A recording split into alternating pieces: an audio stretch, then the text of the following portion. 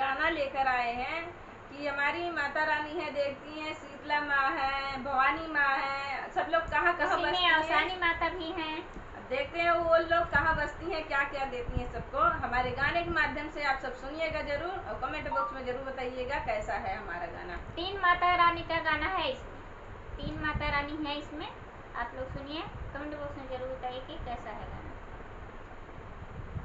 कहवा बसली सीता माता, कहवा माँ भवानी है कि कहवा माँ भवानी हो कि कहवा बसली ना, हे कि कहवा बसली ना।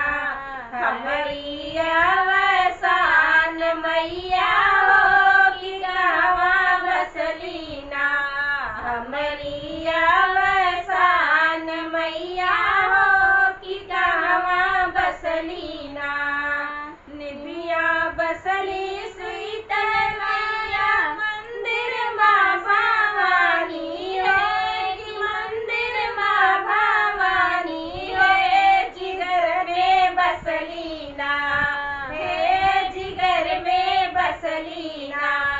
हमारी अवसान मैया हो जिगर में बसली ना, हमारी अवसान मैया हो जिगर में बसली ना।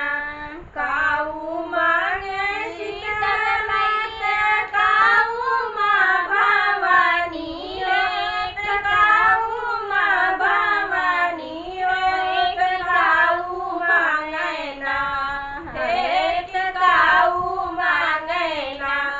हमारी अवसान मैया हो कि काऊ मांगे ना, हमारी अवसान मैया हो कि काऊ मांगे ना।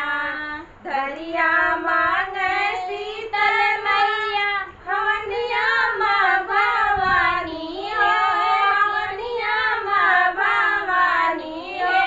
बचनिया मांगे ना, हे बचनिया मांगे ना। हमारी अवसान मैया है, बचनिया मांगे ना। हमारी अवसान मैया हो, बचनिया मांगे ना। काऊ देली शीतल मैया, काऊ माँ भवानी है, काऊ माँ भवानी है। काऊ देली ना, हे काऊ देली ना।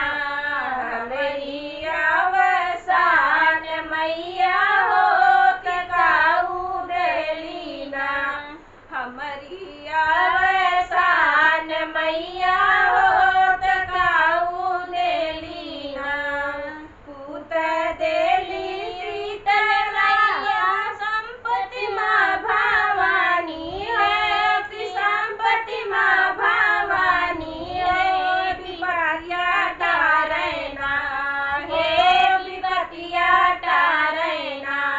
हमारी अवसान मैया हो, विपतिया टारे ना। हमारी अवसान मैया हो, विपतिया टारे ना। हमारा गाना आप सबको कैसा लगा कमेंट बॉक्स में जरूर बताइएगा। मिलते हैं नए गाने के साथ नेक्स्ट वीडियो में, तब तक के लिए धन्यवाद।